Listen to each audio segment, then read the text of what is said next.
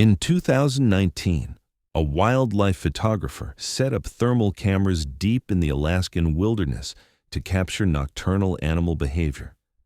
When he reviewed the footage, he saw something that made his blood run cold. A bipedal heat signature, human-sized but moving in ways no human should. Each night, it came closer to the camera.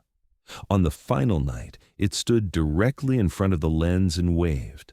6 months later, another photographer found the same camera abandoned, its lens shattered from the inside. The memory card contained one final video, filmed from inside his tent while he slept. Welcome to Hidden Legends. Before we begin this chilling story of isolation, surveillance, and something that watches from the darkness, tell me in the comments where you're watching from today. And if you believe stories like this need to be heard, hit that subscribe button and help us make sure they are. Now, let's begin our story. Marcus Webb had spent 15 years photographing wildlife in some of the most remote places on Earth. The Serengeti, the Amazon, the Arctic Circle. He'd seen it all. But nothing had prepared him for what waited in the Tongass National Forest. It was September 2019 when Marcus arrived in southeast Alaska. His assignment was straightforward: document the nocturnal behavior of black bears preparing for hibernation. The magazine funding his work wanted intimate footage of bears feeding at night, something rarely captured on film. Marcus set up his base camp in a clearing 12 miles from the nearest trail. It was accessible only by float plane, surrounded by old-growth forest so dense that daylight barely penetrated the canopy. Perfect isolation. Perfect conditions. He deployed 6 thermal imaging cameras in a grid pattern around his camp, each positioned at strategic feeding sites he'd identified through weeks of preliminary research. The cameras were top-of-the-line FLIR units, military-grade equipment capable of detecting heat signatures up to 500 yards away. The first 3 nights yielded exactly what he expected: black bears, deer, river otters, even a wolf pack passing through. Marcus reviewed the footage each morning, making notes, adjusting camera positions, falling into the comfortable rhythm of field research. On the 4th night, something changed. Marcus was reviewing footage from camera 3, positioned near a salmon stream about 200 yards northeast of his camp. The timestamp read 2:47 a.m. A bear appeared on screen, its heat signature bright white against the cool blue of the forest. It fed for several minutes, then suddenly froze. Its head snapped toward the tree line. Then it ran. Marcus had never seen a bear move that fast unless it was being chased. He watched as it crashed through the underbrush and disappeared from frame. For 30 seconds, the screen showed only the static forest. Then something else entered the frame. At first, Marcus thought it might be another bear, perhaps a larger male. But as he watched, his fingers froze on the keyboard. The heat signature was wrong. It was tall, at least 6.5 feet, and it walked on 2 legs, but the proportions were distorted. The arms were too long, the torso was elongated, and the way it moved, it didn't walk, it glided. Each step was perfectly silent, perfectly fluid, as if it were floating just above the ground. The figure stopped in the center of the frame, exactly where the bear had been feeding. It stood there for 43 seconds, Marcus counted. Then it turned, and for one heart-stopping moment, it seemed to look directly at the camera. Then it was gone. Marcus played the footage again, and again. He checked the timestamp, verified the camera settings, examined every frame. There was no malfunction, no equipment error. Whatever he'd captured was real. That night, he didn't sleep. He sat in his tent with his laptop, reviewing footage from all 6 cameras. Camera 3 was the only one that had captured the figure. But when he checked camera 5, positioned on the opposite side of his camp, he found something else. At 3:14 a.m., 27 minutes after the camera 3 sighting, Something had passed within 30 feet of his tent. The thermal signature was identical. Same height, same distorted proportions, same impossible fluidity of movement. It had circled his camp. The next morning, Marcus radioed his contact at the base station in Juneau. Jake Morrison had been coordinating bush operations for 20 years. He'd heard everything. "Jake, I need you to look at something," Marcus transmitted, his voice carefully neutral. "What have you got, Marcus?" "I'm sending you thermal footage from last night. I need a second opinion on identification." There was a pause. "You sound rattled. What did you see?" "Just look at the footage. Tell me what you think." Marcus uploaded the files via satellite link. It took nearly an hour. He waited, drinking instant coffee, watching the tree line. The forest felt different now. The silence seemed heavier, more watchful. When Jake finally called back, his voice had changed. "Marcus, what the hell is that?" "You tell me." "I've seen thousands of hours of thermal footage. Bears, moose, wolves, you name it. I've never seen anything move like that. The gait is all wrong. The proportions are wrong. Where exactly are you?" Marcus gave him the coordinates. 12 miles northwest of Hobart Bay. Another long pause. "Marcus, there are stories about that area. Old stories. The Tlingit people have legends about something that lives deep in the forest. They call it Kushtaka, the land otter man. It's supposed to mimic human form, but not quite get it right." "Jake, I'm a scientist. I don't work with legends." "I'm not saying believe it. I'm saying be careful. Locals won't go into that area. There have been incidents." "What kind of incidents?" "Hunters going missing. A surveying team in the 70s that had to be evacuated after 3 days because they said something was stalking them. A park ranger in 2003 who abandoned his station and never explained why. Look, just keep your satellite phone charged and check in twice daily, okay?" Marcus agreed, but he didn't pack up. He was a scientist. He needed data. He needed evidence. That night, he reviewed his camera positions and made a decision. He would move camera 3 closer to the tree line where the figure had vanished. He would add motion-activated spotlights to illuminate whatever triggered the cameras. He would get a clear image. The hike to camera 3 took 40 minutes through dense underbrush. When Marcus reached the salmon stream, he found something that made his stomach tighten. Footprints. They were in the soft mud at the stream's edge. Each print was roughly the size of a human foot, but elongated, with claw marks at the tips. The stride length was impossibly long, nearly 6 feet between prints. Marcus photographed them from every angle, placed a measuring tape beside them, took soil samples. Whatever had made these tracks was real. It was heavy enough to leave deep impressions. It was bipedal, and it had been here hours ago. He repositioned camera 3, angling it to cover both the stream and the tree line. He installed 2 battery-powered LED floods set to trigger when the camera detected motion. Then, he hiked back to camp as the sun began to set. That night, Marcus barely slept. He sat in his tent with his laptop, watching the live feeds from all 6 cameras.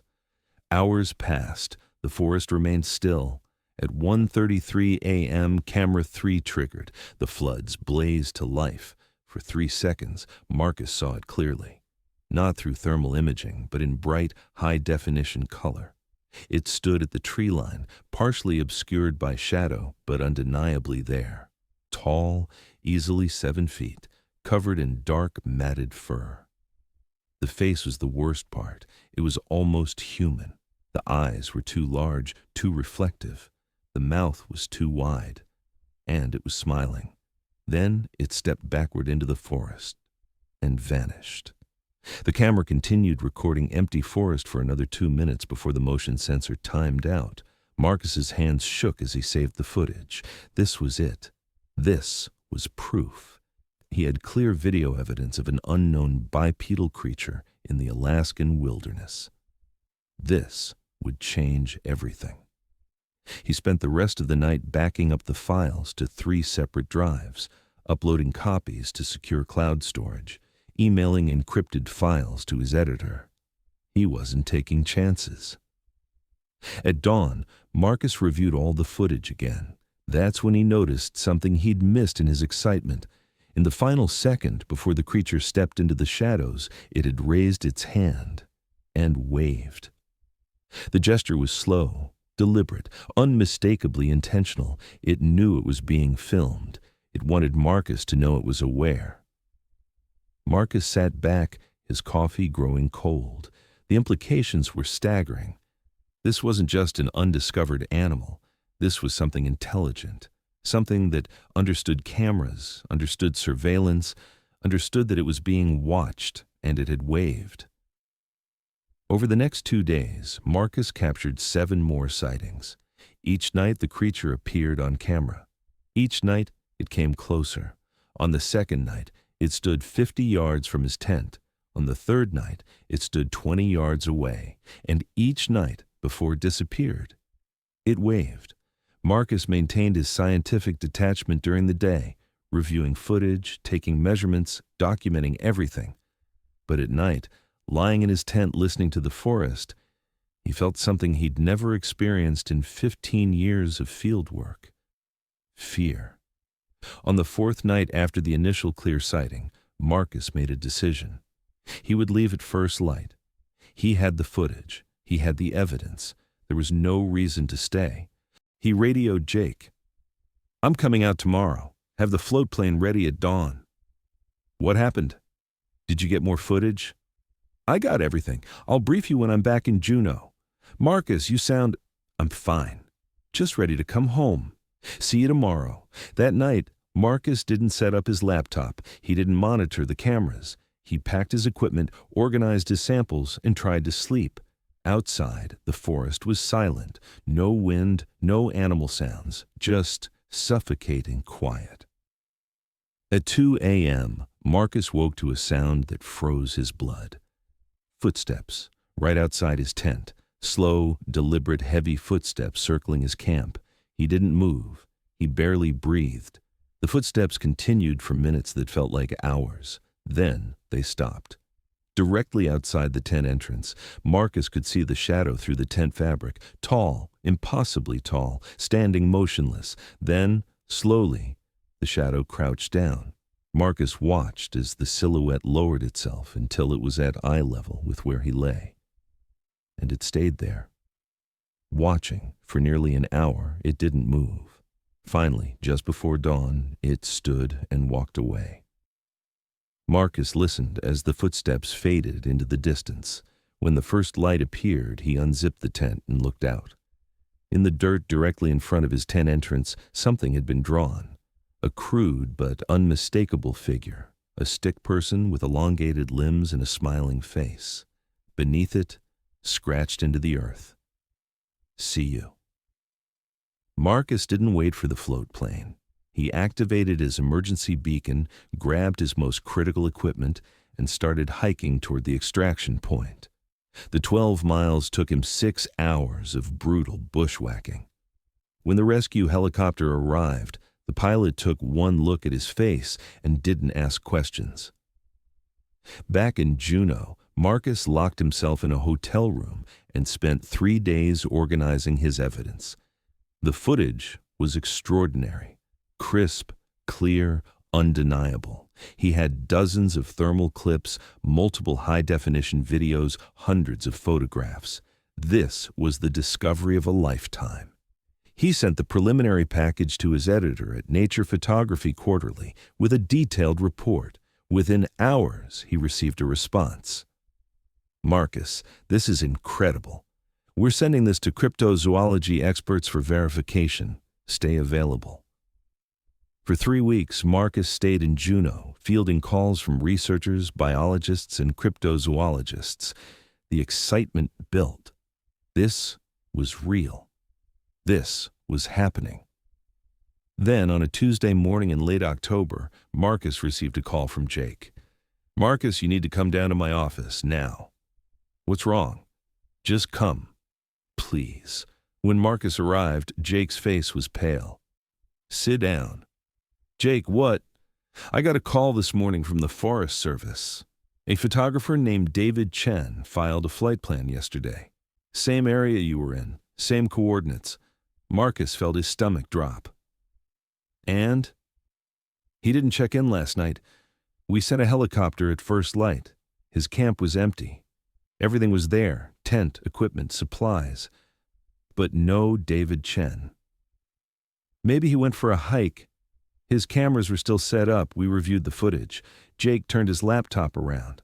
The thermal footage showed the familiar clearing, the same feeding site. At 2:17 a.m., a heat signature appeared, tall, bipedal, moving with that same impossible fluidity. But this time, it wasn't alone. It was dragging something. The second heat signature was human-sized, limp, being pulled into the forest. The footage continued for another 30 seconds. Then the creature stopped, turned toward the camera, and raised its hand, and waved. Marcus stared at the screen, his mind refusing to process what he was seeing. Have they found him? Search and rescue deployed an hour ago. They found this at the tree line. Jake pushed a photograph across the desk, scratched into a tree trunk at eye level. "Come back." Marcus left Juneau that afternoon. He took the footage to Seattle, then to a secure facility in Virginia where government biologists studied unknown species. He told them everything, showed them everything. They thanked him for his report and told him they would investigate. 2 weeks later, they called to inform him that the Tongass site had been quarantined due to environmental hazards. No further explanation was provided. David Chen was never found. 6 months passed. Marcus tried to return to normal work, assignments in safe, populated areas, but he couldn't shake the memory of those nights in the forest, the feeling of being watched, the shadow outside his tent, the drawing in the dirt. In March 2020, Marcus received a package at his home in Seattle. No return address. Inside was a thermal camera, his camera 3, the one he'd left behind when he'd activated his emergency beacon. The camera had been destroyed. The lens was shattered from the inside, the housing cracked, the circuitry fried. But the memory card was intact. Marcus hesitated, then slid the card into his laptop. There was one video file. Timestamp, October 27th, 2019, 3 days after he'd left Alaska. The footage wasn't from the forest. It was from inside his tent in the Alaskan wilderness. The thermal camera had somehow been repositioned to point inward, capturing the interior of the tent he'd slept in. The video played for 30 seconds, showing an empty sleeping bag, camping gear, his personal belongings. Then, in the final 5 seconds, a heat signature appeared in the frame. It was standing inside the tent, right where Marcus had been sleeping weeks before. The figure turned toward the camera and waved. The video ended. But there was a second file on the card, a photograph. Not thermal imaging, but a regular photograph, taken with flash and darkness. It showed Marcus, asleep in his sleeping bag, his face peaceful, unaware. The photo was taken from inside the tent, just inches from his face. In the corner of the frame, partially visible, was a hand, long fingers, dark matted fur. And in the reflection of Marcus's sleeping bag's fabric, he could make out the silhouette of what had taken the photograph. It had been in the tent with him, watching him sleep, close enough to touch. Marcus stared at the image, his heart hammering. Then he noticed something else. In the background of the photo, just barely visible, was the tent entrance. It was zipped shut. Whatever had been inside the tent with him had opened the zipper, taken the photograph, and closed it again. All while Marcus slept. He closed the laptop. His hands were shaking. He looked at the package the camera had arrived in. There was one more item inside. A piece of paper, hand-drawn, the same stick figure with elongated limbs and a smiling face. Beneath it, written in careful, childlike letters, "Next time."